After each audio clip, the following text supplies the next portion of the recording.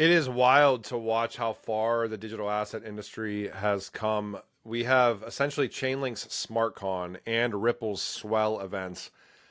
I don't know if it's intentional or not, but going on simultaneously in New York City. And some of the speakers at these events are just absolutely wild. We are far beyond kind of the time of Lipton iced tea rebranding as Lipton blockchain. I think that was 2017 or 2018 back when I first kind of got into this space. Just for some context here, I'm not going to kind of stay on here too long. You've got Patrick Witt at Ripple Swell and at Chainlink's SmartCon. He's the executive director of the President's Council of Advisors for Digital Assets. So you literally have the White House at a crypto event. You have the chair and chief executive officer of the NASDAQ going to Ripple's Swell. You have the chief product and innovation officer at BNY. You have head of innovation at Franklin Templeton, global head of digital assets at Citigroup, head of Fidelity Digital Asset Management, director of digital assets at BlackRock, VP of institutional crypto at Robinhood, head of markets for digital assets at JP Morgan. And that's just a few. At Chainlink SmartCon, you have the chief innovation officer at Swift. You have the same individual from the White House. I'm sure there's some crossover between, I guarantee you there's crossover between individuals here going to both of these. You have managing director and CTO at DTCC Digital Assets. You have global head of digital assets. You have president of Broadridge Financial Solutions. JP Morgan, head of strategy of Swift. Aave, Justin Sun from Tron. I don't know. You know, we could spend probably a day going through the names on that list. This is the same thing in alignment with even some of the stuff that we saw at the DC one from the Digital Chamber of Commerce. I remember looking at that event 4 or 5 years ago and seeing, you know, maybe 30 speakers or something like that. And this past year, it was like infinite scroll. You couldn't even read all of them with the congressmen, senators, all that stuff, just literally going. I mean, it should tell anybody that isn't in crypto and in blockchain and distributed ledger exactly what's going on. Just the sheer power behind these events at this point in time. I did want to mention also and give a shout out to Canary Capital. I saw them speaking at one of the Swell panels this morning. You should definitely go to Ripple's Twitter accounts as well as Chainlink's Twitter accounts if you guys want to check out some just crazy heavy-hitting institutional grade panels, and you'll pretty much learn everything that you need to know about the future of crypto. One thing interesting with Chainlink's SmartCon is I was watching a panel between one of the big wigs at DTCC, and he essentially, you know, I always love watching these panels with some of these people because it's crazy that they like say the same stuff that we speculated on like a handful of years ago. The guy was talking about kind of a ledger of ledgers, how this is definitely a multi-chain kind of future is what we're headed towards. He again talked about tokenizing DTCC's 100 trillion that they touch. That's not billion with a B or million with an M. That is $100 trillion with a T. It's going to be interesting to watch how we get there as well. And he talks about instantaneous settlement. So most people don't even know, obviously, probably that aren't in crypto or have a financial background, that when they make a payment, that doesn't represent settlement.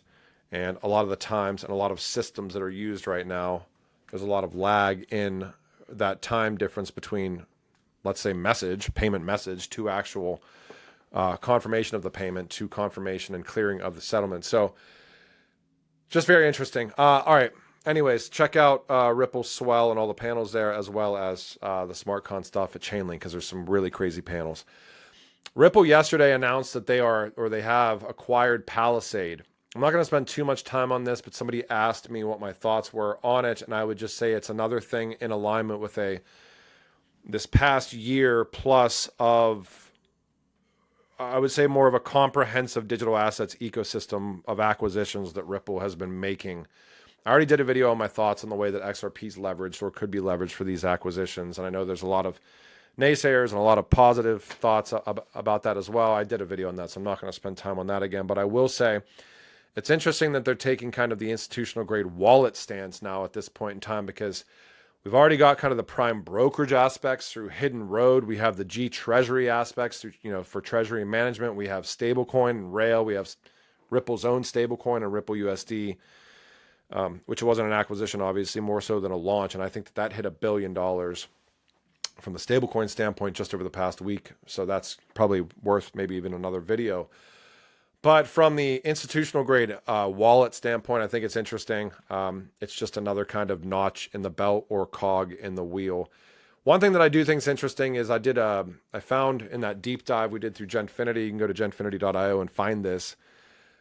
This Palisade that Ripple just acquired and announced yesterday, there's some aspects of the wallet that resonate with this institutional grade shared wallet research paper that we found out at Exponential Science Foundation between XRP and the Hedera ecosystems back in April or May.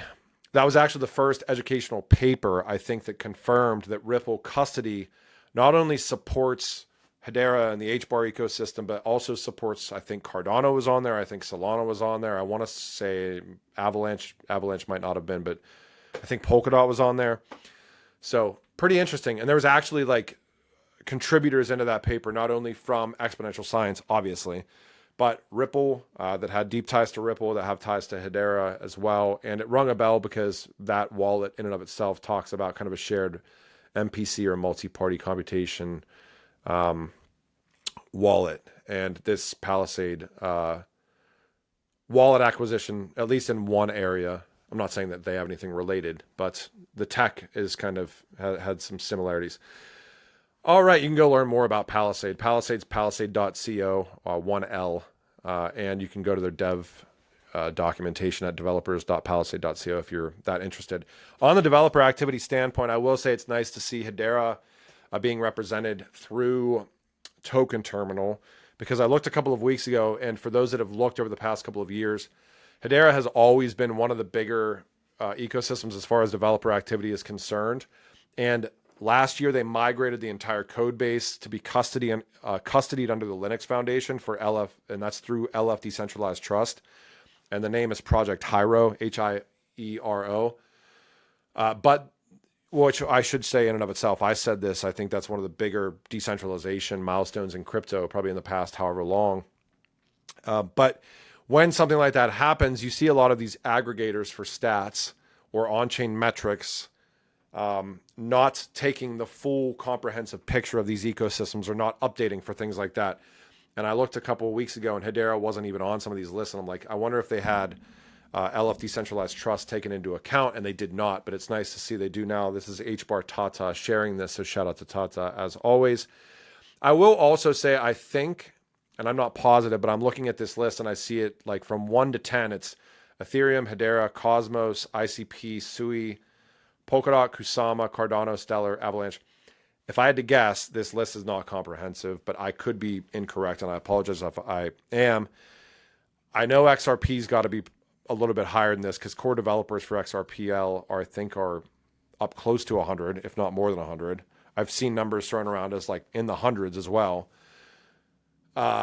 This is it's another thing to note where it's like, even if you go to a site for real world assets like rwa.xyz, they just updated with XRPL like a handful of months ago. And Hedera, I think Algorand just got on there. I think XDC just got on there.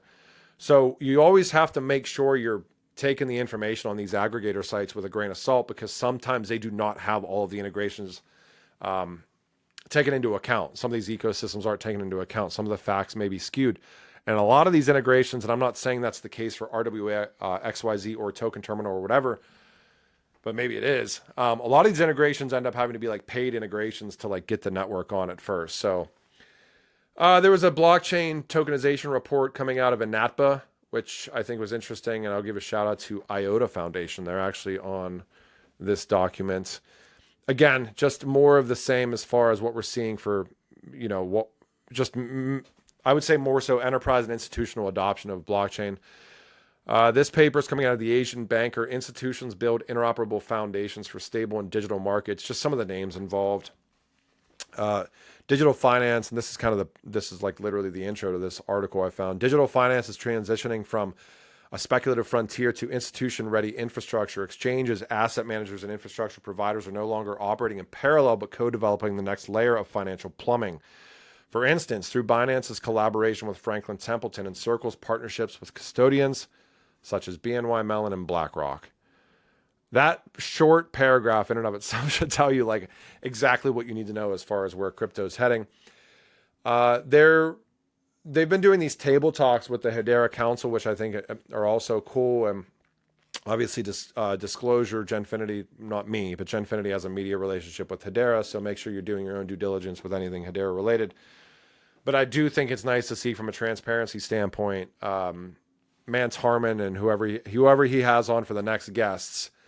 I believe questions are open for the next table talk with the Hedera Council. And Mance Harmon, who's one of the co-founders of Hedera, by November 12th, you can go to @Hedera on their Twitter account to maybe submit some questions. Maybe some get through for the council. Shout out to Mark Chadwick, who found this tweet. This is from the Financial Press. Tokenized money market funds, the next big shift in finance. Now, this is a document that is a collaborative document that came out of the TMMF report. The case for collateral mobility in Europe and the UK using tokenized money market funds. Again, just in the same alignment with some of the big names, working group and sandbox participants in some of these initiatives. So within this one, you've got BlackRock, you have Citigroup, Commerce Bank, Deutsche Bank, you have Digital Asset, Euroclear, Ernst & Young, Finastra, who should ring a bell to a lot of you guys, Franklin Templeton. You've got Quant Network. So shout out to Quant and Gilbert and the team there. R3, S&P, Layer 1's involved are Ethereum, Hedera, Polygon, Stellar, Hyperledger Besu. Another one that should ring a bell to people that have been watching this channel recently is Canton Network, which is tied into a lot of the stuff that we've been digging into here, tied into some Hedera stuff and Ripple stuff and Chainlink stuff and NASDAQ stuff and all this jazz. But Zodia, who should ring a bell. Anyways, again, just all of these markets across the board being tokenized. Now, I wanted to paint a picture here because I talked at the very beginning, and as I ramp this down, I'll close out here. This isn't just, I'm not just giving you guys singular examples of why I think that the internet itself is being updated into kind of the internet of money, because it's literally everywhere that you look. I'm not creating narratives here. The narrative itself has already been created. That's why you see these entities taking the steps that they're taking. You've got Larry Fink from BlackRock and a couple of things here. In their 2025 annual chairman letter to investors, he talks essentially about the tokenization of everything. He says, I'll begin, and he literally begins an entire speech to kind of shareholders. I'll begin with BlackRock's work, but both of these efforts extend beyond asset management, touching broader issues like retirement policy, energy, and tokenization. He has an entire section on from retirement to tokenization. Larry Fink has went publicly saying that the tokenization of all assets is coming. Tokenization changes all of that. In his speech, he says, if SWIFT is the postal service, tokenization is email itself. Assets move directly and instantly, sidestepping intermediaries. And then he gives a definition and all this other stuff. But that's okay. So that's that kind of that's that shareholder thing from Larry Fink here, chairman's letter to investors, right? But I want to talk about some stuff that's like less talked about just briefly here, because I bring it up all the time. And I think when people hear things like digital identity, they just immediately shift back and they're like, I don't like that, blah, blah, blah. And they have every right to say that. If they get our digital identity stuff wrong, a lot of things go wrong. However, I think that it's when we think about what's going to happen with blockchain and distributed ledger and crypto how it's being adopted, digital identity isn't just us, it's assets as well. And Larry Fink has kind of an article here. Every asset can be tokenized, but there's one big problem. And he gets into digital identity a little bit at the individual level. But I'll take it a step further, and I'll say digital identity even at the asset level, because at the end of the day, all of these assets are going to need to have an identity that can move beyond platforms in this kind of ledger of ledgers framework that the guy from DTCC was alluding to. So it's not just people, it's assets as well. Let me see here as we ramp down. There's, we had other entities like Citigroup, estimating a $4 trillion stablecoin market cap by 2030. Right now, stablecoin's probably still under 300 billion. So he's essentially giving you a 10x plus for stablecoin market cap in 2020 or 2030. Here's the video I did before where you had head of digital assets at DTCC again. So now we have today Chainlink SmartCon, the DTCC guy saying 100 trillion. And you had head of digital assets a couple of weeks ago saying something very similar. And you have all the main, these huge individuals, telling you where this space is going. So just for context again, the markets may be difficult to watch.